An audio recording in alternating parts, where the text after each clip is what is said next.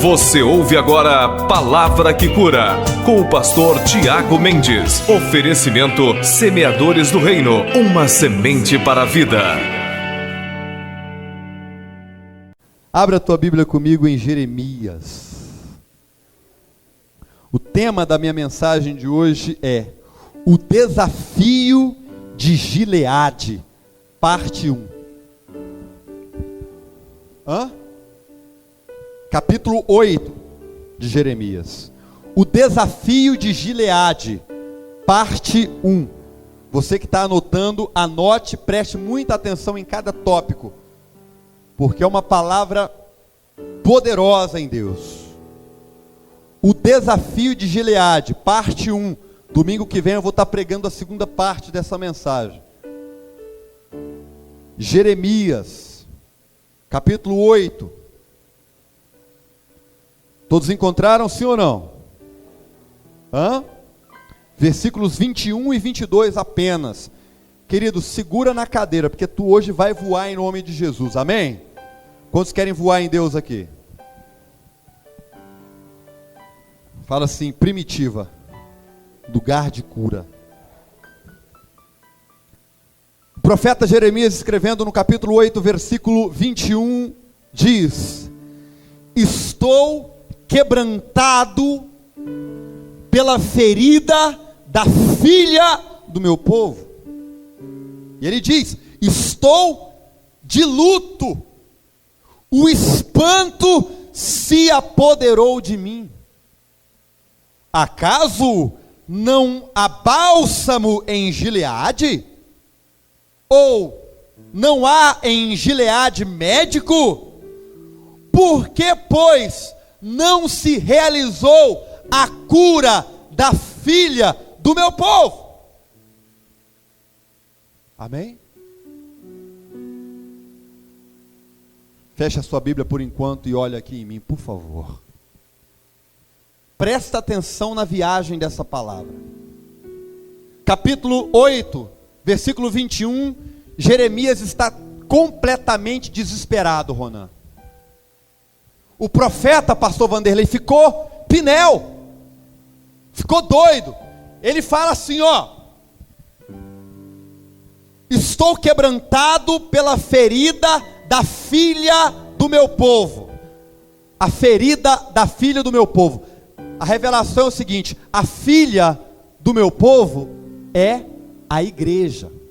E o profeta está dizendo: a igreja está ferida. E isto me deixou quebrantado, machucado, desesperado. A igreja é uma igreja manca. Nós temos bons crentes, sim, são fiéis, sim, eles oram, sim, mas a grande maioria da filha do meu povo está ferida. E o profeta começa dizendo que está desesperado. E ele diz: estou de luto, o espanto tomou conta de mim. O profeta está enlutado, como se um ente querido tivesse morrido, ou estivesse à morte. Agora, o que deixou Jeremias tão enlutado como está? O simples fato de que o povo que vive em Gileade, o povo que está com o remédio em suas mãos, o povo que tem o antídoto para que todas as intempéries e dissoluções da vida se resolvam, o povo que tem o segredo da misericórdia, da graça manifestada, o povo que tem a solução para o mundo, não está bebendo do próprio remédio que possui. E ele chega a questionar, ironicamente dizendo: acaso não há bálsamo em Gileade? Será que na igreja? Será que aqui não tem remédio? Será que aqui não tem refrigério? Será que aqui não há alento para a alma? E ele diz, ironicamente continuando, ele diz: será que em Gileade não há médico? Será que o médico dos médicos não está aqui? O profeta diz: será que isso tudo é uma grande mentira? Já que aqui é o lugar de cura, já que aqui é o lugar dos problemas resolvidos, já que aqui é o lugar das sincrasias sendo extirpadas, por que então há tantos doentes no nosso meio? Primeiro tópico da minha mensagem é, quem estiver anotando, anote por favor. Não basta apenas ter o remédio, é preciso tomá-lo. Amém, queridos? Fala comigo, não basta ter o remédio, é preciso tomá-lo.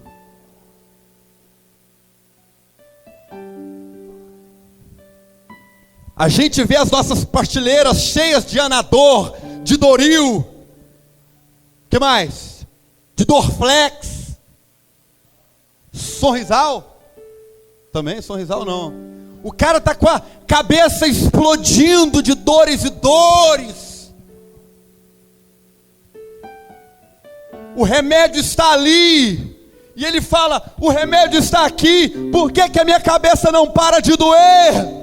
Porque há um paralelo de 1000 milhas entre o fato de se ter o remédio e entre o fato de se tomar o remédio. Aqui tem remédio, aqui tem cura. Muitas vezes o que nós temos são crentes birrentos, meninos birrentos na fé, que falam: se não for de morango eu não tomo, se não for de chocolate eu não bebo, eu só tomo se for comprimido. Enquanto isso, a graça de Deus vai nos comprimindo. Se ajeita, crente, como diz o pastor Vanderlei.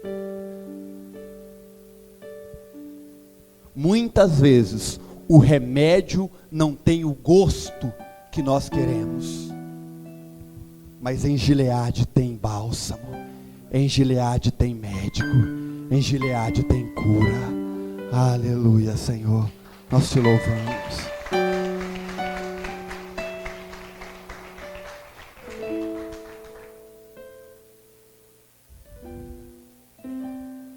Sabe o que eu fico indignado ainda nesse primeiro tópico? É que tem muito crente doente ensinando remédio para os outros. Você está com problema? É o seguinte: faz isso, dá certinho. E sabe o que acontece? O freguês toma. E sabe o que acontece? Cura. E o crente? Tamanqueba. Ele ensina todo mundo a se curar, mas não se cura, porque ele dá o remédio para o outro, mas ele mesmo não toma o remédio. Tinha um amigo da minha família, o famoso Dr. Zé Vieira, um dos médicos. Trabalha com diabetes, é o quê? Tem um nome específico? Não tem, eu não sei o nome. Eu sei que ele só trabalhava com diabético, Dr. Zé Vieira. Chama especialista em diabetes. Ele era então, segundo a nossa senhorita Cris Mendes, um especialista em diabetes. Dr. Zé Vieira atendeu todo mundo.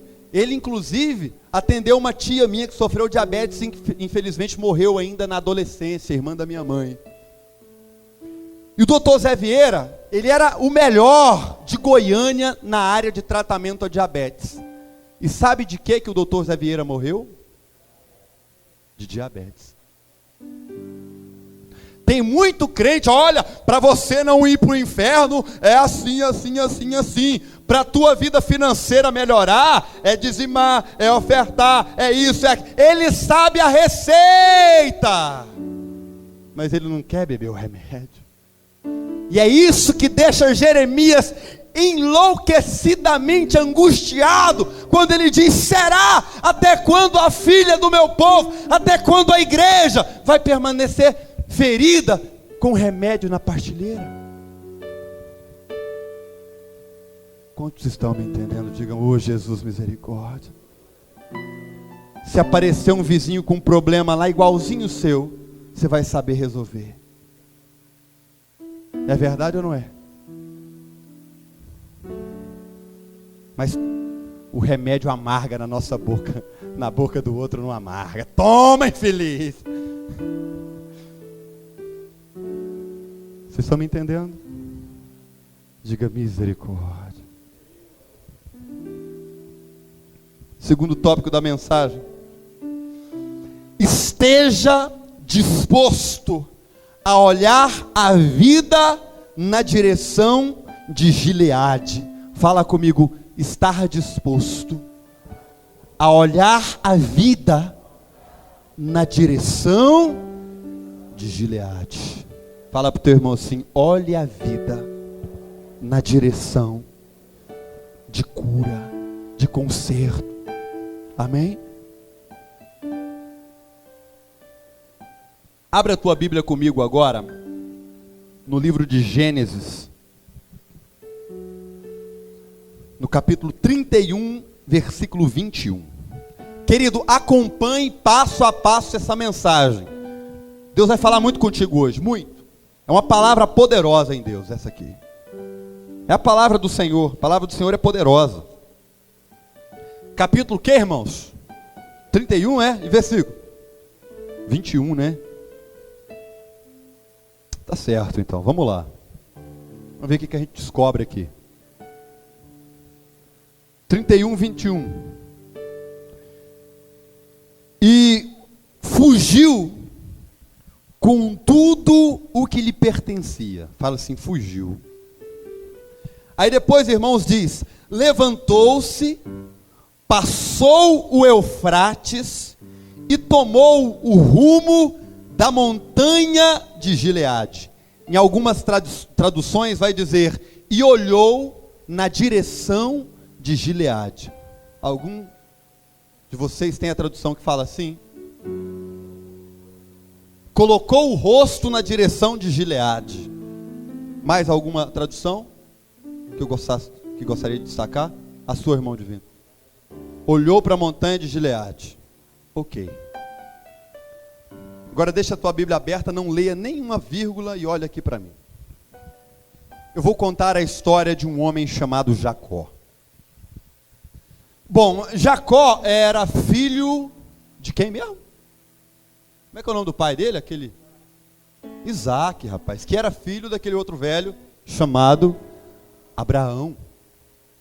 E Jacó teve um nascimento um pouco incomum, porque ele foi obrigado a dividir o espaço da barriga da mãe com seu irmão, e o outro era Esaú, bem lembrado. E a Bíblia fala que no dia do nascimento dos dois, Esaú nasceu primeiro. E qual a coisa que se destaca mais no nascimento deles? Jacó nasceu o quê? Grudado no calcanhar. Esaú foi o primogênito, mas pela natureza do nascimento, Jacó não aceitou aquela situação. Ele nasceu por último, mas ele queria nascer primeiro. Quando começam as frustrações na vida de Jacó?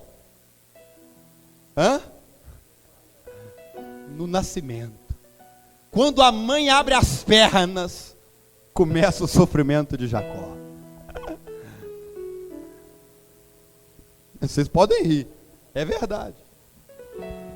E depois há um paradigma ainda pior. Por quê? Presta atenção na levada da história, é muito interessante isso. A Bíblia diz que Isaac, o pai, ele gostava mais de quem? De Esaú. E isto, o que gerou no coração de Jacó? Uma ferida, machucado.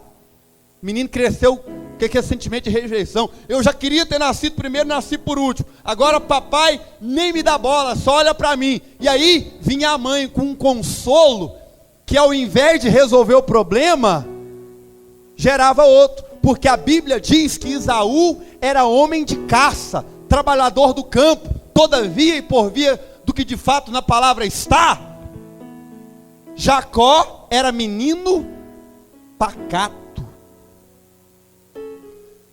E aí as frustrações e feridas jacobianas, elas se desdobram de tal forma que chega um momento, ele tem uma necessidade tão grande de ser aceito, de ser aceito, de ser aceito, que ele usurpa o seu irmão. Ele era menino de casa, cozinheiro, ele fez uma comida, como é que é o nome da comida? Eu não lembro o nome. Mantilha. Hã? O que é mantilha? Eu tô doido, tem irmã que faz mantilha aqui não? Ah, é lentilha. Não tem irmã que faz lentilha aqui não? Tem? Você faz lentilha? Deve ser bom demais para o cara trocar a promessa de Deus por um pratinho de lentilha. Tem muito crente lentilheiro por aí, viu? Seus curva total. Olha só, querido, vamos continuar na história. Era uma necessidade de ser aceito tão grande que ele pensou: se eu compro a primogenitura do meu irmão, o meu pai me aceita. Quantos estão me entendendo? O que é isso, querido? Ferida na alma. Quantos aqui estão fazendo prato de lentilha toda hora para ver se o pai aceita? Gambirando: meu pai precisa me aceitar, eu preciso ser aceito pelo meu pai, eu preciso ser aceito na sociedade, eu preciso ser aceito pelo meu irmão, eu preciso ser aceito pela minha mãe, eu preciso ser aceito, e o cara fica se desdobrando, fazendo aquele antropocentrismo o tempo todo para ver se alguém o observa. Jacó fez isso. Não perca aqui a levada da história.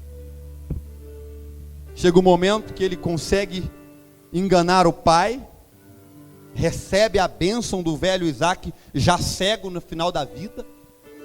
O velho abençoa, e ele, aconselhado pela mãe, desaparece, porque o irmão dele queria matá-lo. Quantos estão me entendendo? Digam: estou aqui, pastor. E ele foi para a casa de um homem chamado, como é que é o nome do homem? Labão. A terra distante de Padã Arã. Quando Jacó chega em Padã Arã, ele encontra o lambão do Labão. Um homem trapaceiro, mala, gambireiro. E Labão fala: esse cara vai resolver meus problemas agora. Agora eu me dei bem com esse funcionário. Jacó começa a trabalhar para ele. Se apaixonou na menina do homem. Ele quer Raquel, o homem entrega Lia. Depois ele trabalha mais 7 anos, completa 14 anos trabalhando por causa das meninas de graça. Depois há uma quantidade de problemas. O homem muda o salário dele 10 vezes. Até que chega um momento na vida de Jacó que ele fala: cansei de sofrer. Nasci sofrendo, frustrado. Cresci vendo meu pai bajular meu irmão. Lutei para ser aceito, não consegui. Vim para uma terra distante. Agora eu sou aceito, não pelo que eu sou, mas por aquilo que eu posso produzir. Quantos aqui já se sentiram explorados pelos outros? Já, irmão divino? Muitas vezes, querido, nossa, o que eu já vi de pilantra querendo usar meu talento para se dar bem, ganhando grana. Todo mundo aqui já passou por isso alguma vez na vida. As pessoas, agora o cume do sofrimento de Jacó é esse. Até foi aceito, mas não ele, o trabalho dele. Quantas vezes você já foi explorado na vida, hein? Quantas vezes as pessoas já usaram da sua boa fé para poder se dar bem? Quantos estão me entendendo aí? Digam amém. Até que Jacó resolve, ele fala com as suas esposas, e fala: olha, nós vamos voltar para a casa do meu pai. 20 anos depois. 20 anos. E ele vai pelo caminho, até que ele se encontra no capítulo 31 e versículo 21, dizendo: e fugiu com tudo que lhe pertencia, levantou-se, atravessou o Eufrates e olhou em direção a Gileade. Levanta sua mão lá em cima comigo e diz assim: o crente que deseja a cura precisa olhar na direção de Gileade. Fala mais uma vez: eu preciso, Senhor, olhar na direção de Gileade. Fala para o teu irmão assim: você quer ser curado? Pergunta para ele, você quer a cura? Olhe para Gileade. Terceiro tópico da mensagem é: esteja disposto a tomar o remédio, mesmo que para isso você tenha que tapar o nariz. Eu lembro quando eu era pequeno, pensa num menino custoso para tomar remédio. Alguém aqui não gostava de tomar remédio? Ah, Letícia, eu não acredito. Mentira, você não. Você é uma menina muito boazinha. Gabriel tomava remédios, pedia para tomar, né, irmã? Ou não? Grunge, você era custoso para tomar remédio? Eu não acredito. Sabrina? Não, é mentira. Hã? Ah, seu pai tomava para te iludir a tomar também. Mas o certo é esse: o pai tem que tomar o remédio para o filho seguir, né? Presta atenção no que eu dizer para você, querido. Tem coisas na palavra de Deus, tem coisas na igreja, na obra de Deus, que a gente às vezes não quer engolir, não é, pastor? Tá ruim. Minha mãe tampava meu nariz e eu era obrigado a tomar. O Israel, meu Deus do céu, pensa, ninguém faz ele tomar remédio, não. Ele tem uma força incomum, aquele menino. E junta a mãe de um braço, eu no outro, o Elcio pega nas pernas. Aí ele toma, você acha, tomou. Aí a hora que você solta ele. É sério. Tem muito crente assim, o pastor dá uma papinha, ele. O pastor virou ele. O Israel tomou. Quando ele não joga fora, ele fala: vomitar. Vai lá no banheiro e vomita tudo. Tem muito crente vomitando o remédio do pai. Fala pro teu irmão assim: tu não é desse não, né, Simão?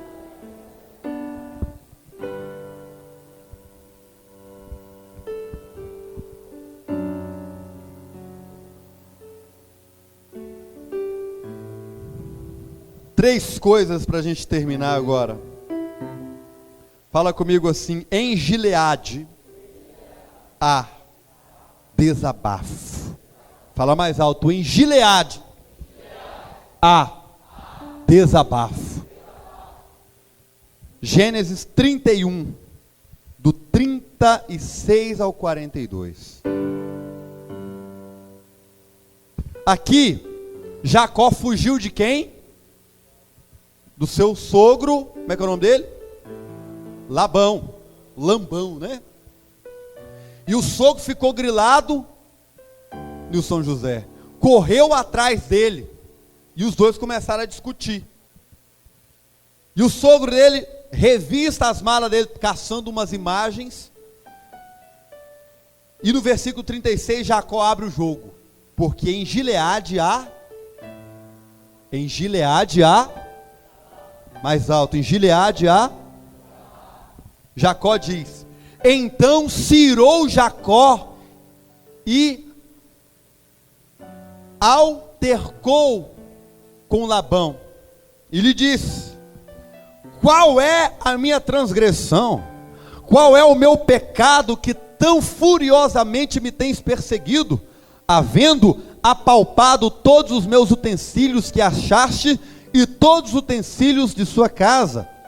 Põe-nos aqui diante de meus irmãos e teus irmãos, para que julguem entre mim e ti.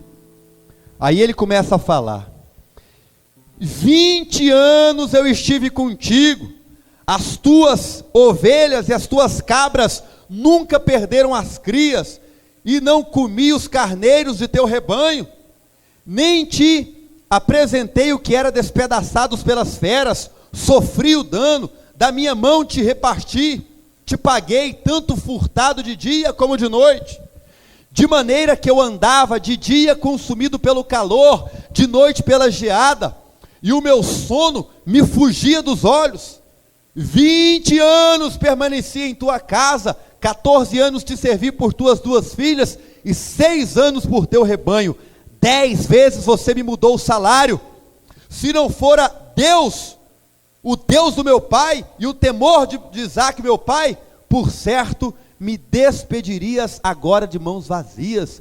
Deus me atendeu ao sofrimento e ao trabalho das minhas mãos, e te repreendeu durante esta noite.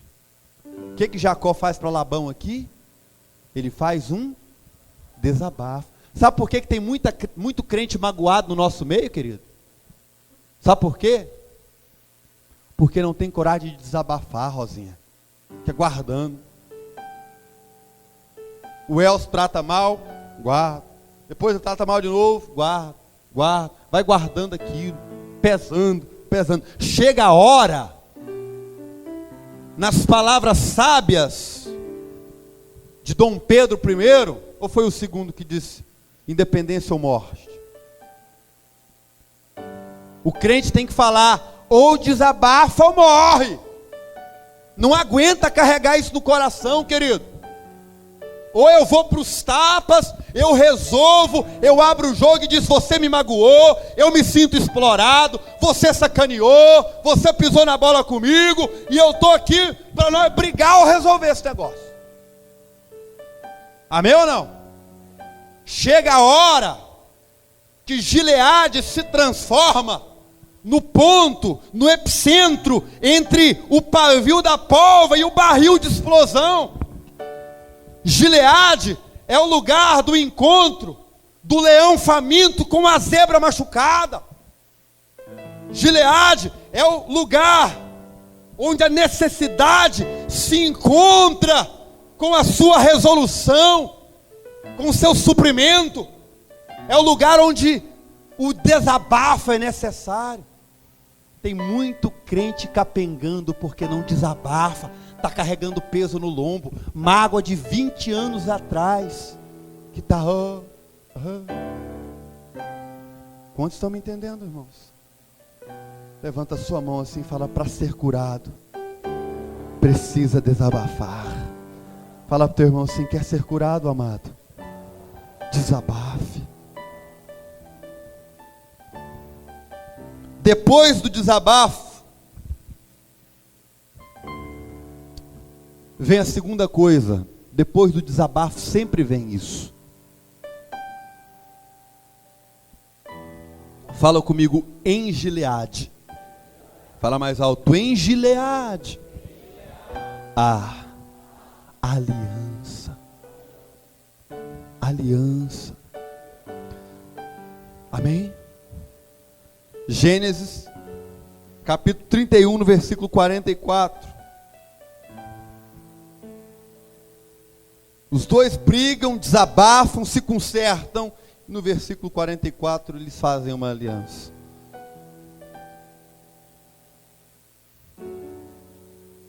E diz: vem, pois, e façamos aliança, eu e tu, e que esta aliança sirva de testemunho entre mim e ti. Fala comigo: uma aliança cura feridas do passado. Amém, querido? De repente você está tão machucado, desabafe com essa pessoa, ou desabafa aos pés do Senhor e faça uma aliança com essa pessoa. De repente você está tão machucado, pastor, já me feriram tanto. Querido, não é por falta de remédio que você está ferido, não. Não é por falta de médico que você está ferido. Você já ensinou esse remédio para muita gente. Você já ensinou o endereço do médico muitas vezes para muitas pessoas. Desabafa. Faz aliança. E a terceira e última coisa é: em Gileade, a revelação do sobrenatural de Deus. Gênesis capítulo 32, versículo 12. Último versículo. Capítulo 32, versículo 1 e 2, irmãos, perdão.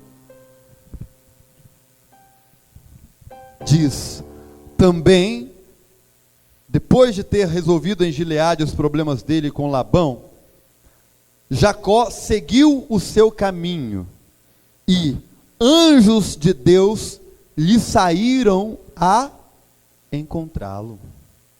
Quando Jacó viu os anjos, disse: este é o acampamento de Deus, e chamou aquele lugar de Manaim. Aqueles que passam por Gileade caminham em direção a Manaim. Quantos querem o sobrenatural de Deus aqui? Você quer?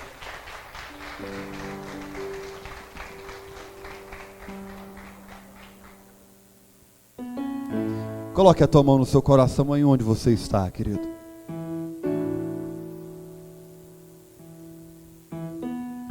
Desabafo, aliança,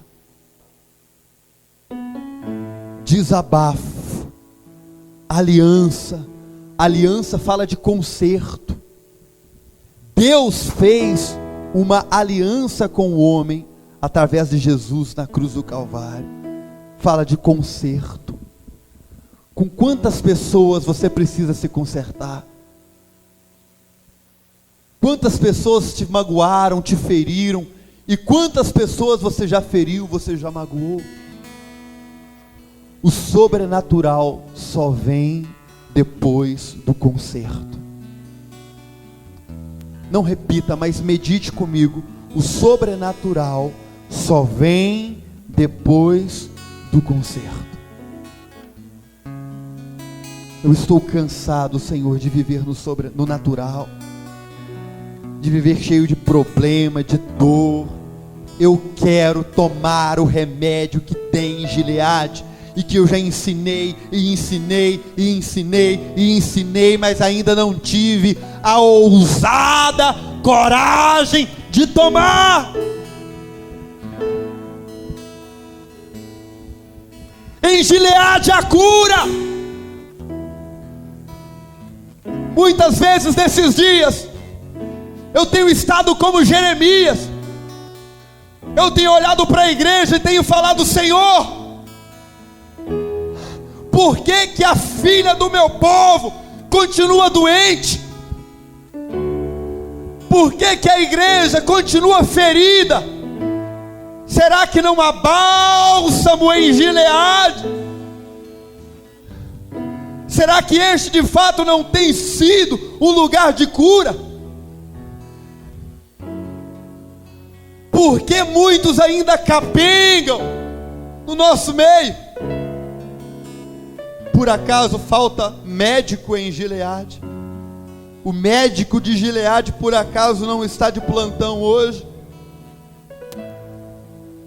O Espírito Santo tem martelado no meu coração e dito: não, há remédio, há médico, há doentes. O problema é que muitos não estão dispostos a sentir o gosto amargo do remédio salvador.